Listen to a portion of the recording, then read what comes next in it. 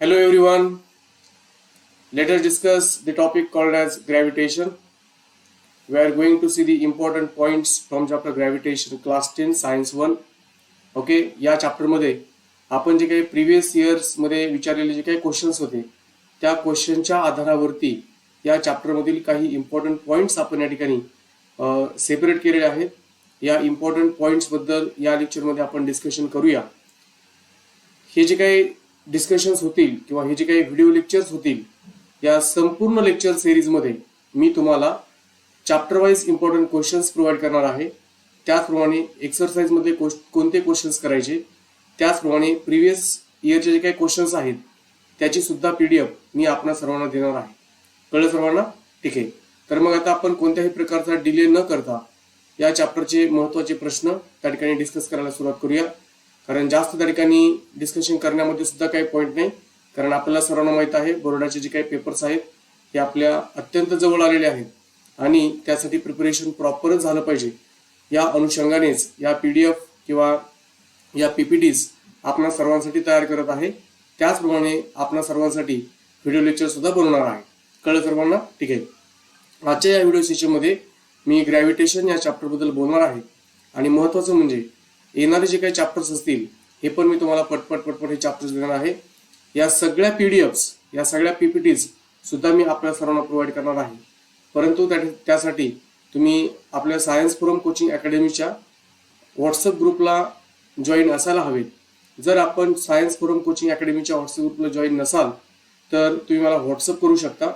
माझा WhatsApp number आहे मुलांनो, त्या ठिकाणी आपण घेऊ शकता 9518302152. ओके, हा माझा पर्सनल व्हॉट्सअप नंबर आहे.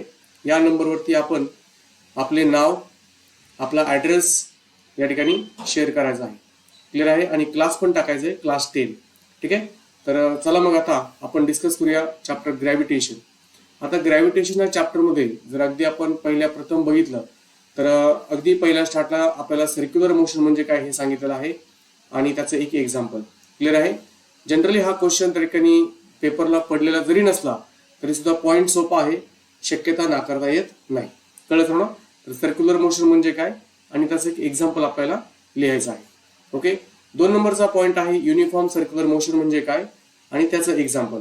ओके, लक्षात सर्वांच्या, the motion of a body along the circumference of circle with a constant speed is called as a uniform circular motion. The motion of hands of a clock is uniform circular motion. हे आपल्या सर्वांना माहित असणारच आहे. तर हे जे काय प्रथम जे काही ते 2 पॉईंट्स दिलेले आहेत, पॉईंट सोपे आहेत परंतु पेपरला विचारलेले नव्हते आणि त्या ठिकाणी फक्त स्पेसिफिकली तेवढंच प्रिपेअर करायचं आहे. संपूर्ण टेक्स्टमधलं पेज वाचण्यापेक्षा सर्क्युलर मोशन म्हणजे काय आणि त्याचं एक्झाम्पल, UCM म्हणजे काय आणि त्याचं एक्झाम्पल प्रिपेअर करायचं आहे. मग आता येतो मुलांना अत्यंत महत्वाचा point, very IMP point, that is Kepler's laws of planetary motion. आपल्याला सर्वांना माहित आहेत 3 लॉज आहेत. Okay, Kepler's first law, Kepler's second law, Kepler's third law. Okay, आता जर यावरती क्वेश्चन विचारला गेला तर आपल्याला तिन्ही पण स्टेटमेंट्स लिहायचे आहेत प्रॉपरली आणि त्यामध्ये आपल्याला डायग्राम देखील ऍड करायचे आहे. कळलं का सर्वांना? अजिबात विसरायचं नाही. कधी कधी ते आपल्याला डायग्राम देतात, डायग्राम वरून आपल्याला काही क्वेश्चन्स दिले जातात, त्या क्वेश्चनचे आन्सर सुद्धा आपल्याला लिहायचे आहेत. तर केपलरचे जे काही तिन्ही लॉज आहेत, Kepler's laws of planetary motion, हा पॉईंट आपल्यासाठी अत्यंत महत्वाचा असणार आहे. Kepler's laws of planetary motion. यानंतर आहे मुलांना Newton's law of gravitation. Okay, universal law of gravitation सुद्धा आपण त्याला म्हणतो. हाही पॉईंट महत्वाचा आहे. यामध्ये what is the value of capital G, universal gravitational constant, त्याचं युनिट आपल्याला या ठिकाणी पेपरला विचारू शकतात. त्याची शक्यता नाकारता येत नाही. म्हणजे हा सुद्धा पॉईंट या ठिकाणी महत्वाचा असेल. ओके, यानंतर म्हणून आपल्याला expression of acceleration due to gravity on the earth surface म्हणजेच या ठिकाणी small g is equal to capital G capital M upon R square याचं एक्सप्रेशन पेपरला विचारण्याची शक्यता आहे. त्याचप्रमाणे आपल्या पुस्तकामध्ये या पॉईंटवरती आधारित एक न्यूमेरिकल देखील आहे, तो पण तुम्हाला व्यवस्थित सोडवायचा आहे. तर small g is equal to capital G capital M upon R square याचं डेरिव्हेशन सुद्धा आपल्याला व्यवस्थितरित्या प्रिपेअर करायचं आहे. ओके, आणि त्यानंतर आहे difference between the mass and weight. Okay, हाही पॉईंट आपल्याला व्यवस्थित करायचा आहे. क्लिअर आहे सर्वांना? ठीक आहे. तर हे पहिले 3 पॉईंट महत्वाचे समजले का आपल्या सर्वांना? ठीक आहे. त्यानंतर हाही देखील पॉईंट व्हेरी व्हेरी इम्पॉर्टंट. या 3 पैकी एखादा पॉईंट जनरली पेपरला असतो म्हणजे असतोच, variation of acceleration due to gravity. Okay, मग आता यामध्ये 3 प्रकारच्या व्हेरिएशन्स आहेत. म्हणजे कसं की हा समजा अर्थ सरफेस असेल आणि या अर्थ सरफेसच्या वरती आपण हाईट h वरती जर गेलो तर हाईट h वरती एक्सेलरेशन ड्यू टू ग्रॅव्हिटी काय असेल, म्हणजे GH इक्वल टू हे एक डेरिव्हेशन आपल्याला प्रिपेअर करायचे. कळलं सर्वांना? ठीक आहे, GH इक्वल टू हे एक डेरिव्हेशन प्रिपेअर करायचं आहे. क्लिअर? ओके. त्यानंतर मुलांना acceleration due to gravity at depth D, म्हणजे जर अर्थ सरफेसच्या आतमध्ये डेप्थ D ला जर गेलो तर एक्सेलरेशन ड्यू टू ग्रॅव्हिटी म्हणजेच GD इक्वल टू काय असेल याबद्दलचं एक्सप्रेशन किंवा याबद्दल डेरिव्हेशन असेल. आणि ऍट द सेंटरला, याच पॉईंटवर आधारित तो पॉईंट आहे, at the centre of the earth acceleration due to gravity is 0 y. Okay, तर हा एक क्वेश्चन आपल्याला विचारला जाऊ शकतो आणि हा question actually acceleration due to gravity at a depth D वरतीच आधारित आहे आणि तो क्वेश्चन विचारलेला सुद्धा आहे. Acceleration due to gravity with respect to latitude, म्हणजे तर आपल्याला समजा ही अर्थ आहे, अर्थ सरफेस होती समजा equatorial axis, polar axis. Okay, आणि जर आपण इक्वेटर कडून पोलर रिजन कडे गेलो, पोलर ऍक्सिस कडे गेलो तर एक्सेलरेशन ड्यू टू ग्रॅव्हिटी वाढेल का कमी होईल, किंवा पोलर ऍक्सिस कडून इक्वेटर कडे जर आलो तर एक्सेलरेशन ड्यू टू ग्रॅव्हिटी वाढेल की कमी होईल, हे आपल्याला या ठिकाणी पेपरला विचारू शकतात. MCQs ची शक्यता नाकारता येत नाही. कळलं का सर्वांना? क्लिअर आहे? ओके, याच्या व्हॅल्यू आपल्या सर्वांच्या पाठच असतील. ओके, आता डिटेलमध्ये लेक्चर घ्यायला तर काही वेळ नाही, परंतु महत्वाचे पॉईंट्स हे लेक्चर आहे, त्यामुळे महत्वाचे पॉईंट्स त्या ठिकाणी डिस्कस करणार आहे. म्हणजे हा देखील पॉईंट म्हणून त्या ठिकाणी महत्वाचा असेल. त्यानंतर मला फ्री फॉल कंडिशन आहे. आणि ओके, फ्री फॉल म्हणजे काय, डिफाईन्ड फ्री फॉल आणि त्याच्या कंडिशन्स कोणत्या कोणत्या असतात आपल्याला माहित आहे.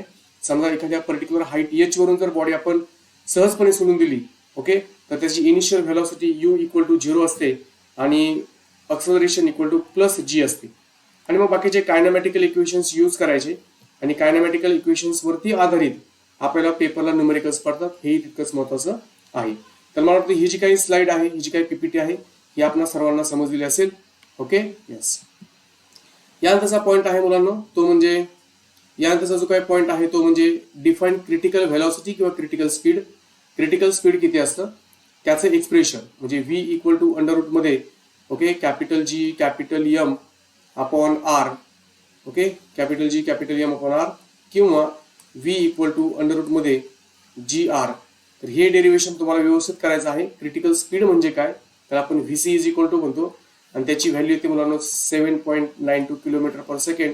हे सुद्धा ते आपल्याला पेपरला विचारू शकतात. क्लिअर आहे सर्वांना? ठीक आहे. त्यानंतर मुलांना डिफाईन इस्केप व्हेलॉसिटी वरती सुद्धा पेपरला प्रश्न पडलेले आहेत आणि इस्केप व्हेलॉसिटीची व्हॅल्यू सुद्धा आपल्याला पेपरला विचारतील. प्लस पोटेन्शियल एनर्जी म्हणजेच minus capital G capital M small m upon R plus H म्हणजे पोटेन्शियल एनर्जी आहे, हे पेपरला विचारतील. क्लिअर आहे? On the surface of the अर्थ असेल तर या H ची व्हॅल्यू मुलांना त्या ठिकाणी आपण 0 घेऊ शकतो. क्लिअर आहे? तर हे देखील पॉईंट त्या ठिकाणी महत्वाचे आहेत. हे सगळे पॉईंट व्यवस्थितरित्या प्रिपेअर करा.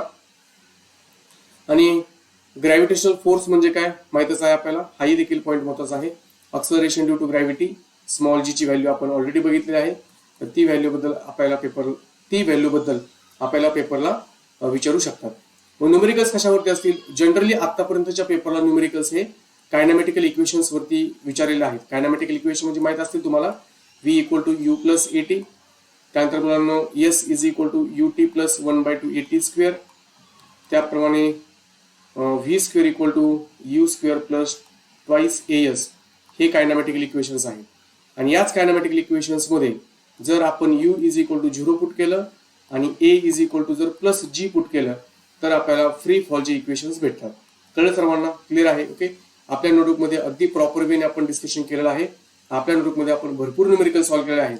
सगळे न्यूमेरिकल्स मला एकदम बेस्ट वेने प्रिपेअर करा. ठीक आहे. आता जर आपण टेक्स्टबुक मध्ये आलो तर टेक्स्टबुक मध्ये आपल्याला कुठं कुठं ठिकाणी कोणते कोणते पॉईंट्स मार्क करायचे आहेत. पेज नंबर 6 वरती एक एक्झाम्पल असेल, पेज नंबर 7 वरती पण एक्झाम्पल 2 नंबरचं एक्झाम्पल आपल्याला सॉल्व्ह करायचे, पेज नंबर 10 वरती एक्झाम्पल नंबर 1 सॉल्व्ह करायचे, 12 वरती 1 and 2 सॉल्व्ह करायचं आहे, पेज नंबर 14 वरती एक्झाम्पल 1 सॉल्व्ह करायचे. हे सगळे झाले पुस्तकामध्ये असणारे सॉल्व्ड एक्झाम्पल्स. जर एक्सरसाइज मध्ये जर आपण गेलो तर क्वेश्चन 1 आपल्याला सॉल्व्ह करायचा प्रॉपर, क्वेश्चन 2 व्यवस्थित करायचा आहे, त्यामध्ये ए, बी आणि सी सॉल्व्ह करायचे. क्वेश्चन नंबर 3 पण सॉल्व्ह करायचा आहे, क्वेश्चन नंबर 4 पण सॉल्व्ह करायचा आहे आणि क्वेश्चन नंबर 5 मध्ये ए, बी, सी, डी आणि ई प्रॉपर वेने आपल्याला सॉल्व्ह करायचे आहे. एवढं जर आपण सर्वांनी प्रिपरेशन केलं तर या चॅप्टरचे आपल्याला 3 ते 5 मार्क प्रॉपर वेने किंवा संपूर्ण सगळेच्या सगळे मार्क्स पेपरला भेटतील. ज्या सिक्वेन्सने मी तुम्हाला सांगितलेलं आहे त्या सिक्वेन्सनेच आपण सर्वांनी काय करा, प्रॉपर स्टडी करा. तेवढं जरी केलं तरी मोर दॅन सफिशियंट आहे. यानंतर मी तुम्हाला प्रिव्हियस इयरचे कोणते कोणते क्वेश्चन्स त्यांनी आपल्याला विचारले होते त्याबद्दल सांगणार आहे. क्लिअर आहे सर्वांना? ठीक आहे. Okay, yes.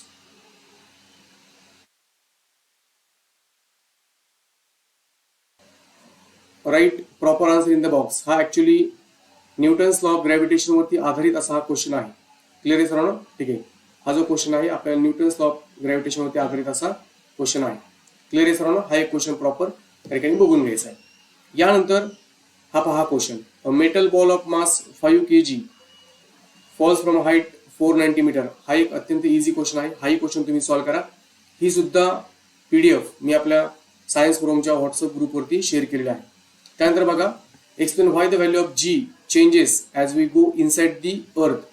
अर्थच्या आतमध्ये जात असताना जीची व्हॅल्यू का कमी कमी होत जाते, म्हणजेच acceleration due to gravity at depth D. हे रिझन आहे. The weight of object changes from place to place though its mass is a constant. हे आपल्याला माहित आहे, कारण acceleration due to gravity change होते त्यामुळं वेट बदलतं, कारण वेट हे एक्सलरेशन ड्यू टू ग्रॅव्हिटीवरती चेंज असतं आणि मास हे कायम कॉन्स्टंट असतं. Okay. Tennis ball is thrown up and reaches to height 5 metre. हे सुद्धा कायनेमॅटिकल इक्वेशन्स वरती आधारित क्वेश्चन आहे. Very easy question. And object of highest. सगळे क्वेश्चन सॉल्व्ह करा. जर तुम्हाला काय अडचण आली तर तुम्ही त्या ठिकाणी हे क्वेश्चन्स मला कधीही विचारू शकतात, मला व्हॉट्सअप करू शकतात आणि मी तुम्हाला त्याचा आन्सर देईल. क्लिअर आहे? Will the value of G will be same everywhere? No, value of G is not same everywhere. Okay, आपल्याला माहित आहे सर्वांना. ओके, मग आपण म्हणायचं की इक्वेटोरियल ऍक्सिसला एवढी व्हॅल्यू आहे, पोलला एवढी आहे. म्हणजे इक्वेटरकडून जर आपण पोलकडे गेलो, पोलकडून जर इक्वेटरकडे जर आलं तर कशा प्रकारे व्हॅल्यू चेंज होतात. Okay, what would be the value of G on the surface of the earth if mass is a twice? Very simple question. Okay, आपल्याला माहित आहे weight is equal to mg वगैरे घ्या. ओके, त्यानुसार solve करा. Okay, try करा. हे सगळे प्रिव्हियस इयरचे क्वेश्चन्स आहेत, सिम्पल क्वेश्चन्स. हे क्वेश्चन्स रीड करून का दाखवत आहे, कारण या प्रकारचे क्वेश्चन्स तुम्हाला येऊ शकतात. यातले सगळे क्वेश्चन्स तर आपल्याला डेफिनेटली सॉल्व्ह करायचे. हे न्यूमेरिकल्स वगैरे कळलं का तुम्हाला? अगदी इझी आहेत न्यूमेरिकल्स. ओके, हा एक क्वेश्चन केपलर लॉ वरती आधारित क्वेश्चन आहे. बघा, ही डायग्राम आपल्याला त्यांनी ऑब्झर्व करायला सांगितली आणि क्वेश्चन दिलेले आहेत. हा एक क्वेश्चन त्या ठिकाणी महत्वाचा आहे. ऑगस्ट 22ला म्हणजे आता जी काही री एक्झाम होती विद्यार्थ्यांची त्यामध्ये विचारलेले प्रश्न. म्हणजे आपण सर्वांनी काय करा, ज्यावेळेस तुम्ही आता फायनल बोर्डसाठी प्रिपरेशन करत आहात त्यावेळेस आपण सर्वांनी काय करायचं, हे जे काही सगळे महत्वाचे पॉईंट्स आहेत हे सगळे महत्वाचे पॉईंट्स व्यवस्थित प्रिपेअर करायचे. त्यानंतर एक्सरसाइज सॉल्व्ह करायची आणि हे झाल्यावरती प्रिव्हियस इयरचे क्वेश्चन्स तुम्हाला मनाने सुटतात का ते बघायचं. जर सुटत नसतील, काही क्वेश्चन्समध्ये अडचण येत असतील तर त्याचे आन्सर्स त्या ठिकाणी आपल्या प्रिंटेड नोट्समध्ये आहेत, आपल्या क्लासेसच्या नोट्समध्ये आहेत. ओके, क्लासमध्ये आपण जे काही हँड रिटन नोट्स दिलेले आहेत त्या नोट्समध्ये तुम्हाला नक्कीच भेटतील. आणि जर तुम्हाला तरी सुद्धा काही अडचण आली किंवा काही पॉईंट समजला नाही तर तुम्ही कधीही कॉन्टॅक्ट करू शकता. माझा फोन नंबर आहे, तुम्हाला माहित आहे सर्वांनी, मी ऑलरेडी लिहून दिला होता. ओके, याला व्हॉट्सअप करा 9518302115. क्लिअर आहे सर्वांना? ठीक आहे, तर मला वाटतं आपण या ठिकाणी थांबूया. आज मी तुम्हाला ग्रॅव्हिटेशन या चॅप्टरबद्दल जे काही महत्त्वाचे पॉईंट्स आहेत त्याबद्दल डिस्कशन केलं. प्रिव्हियस इयरचे क्वेश्चन्स सुद्धा त्या ठिकाणी कोणत्या प्रकारचे असतात याबद्दल देखील आपण बोललो. ओके, तर मला वाटतं आपण या ठिकाणी थांबूया. All the best.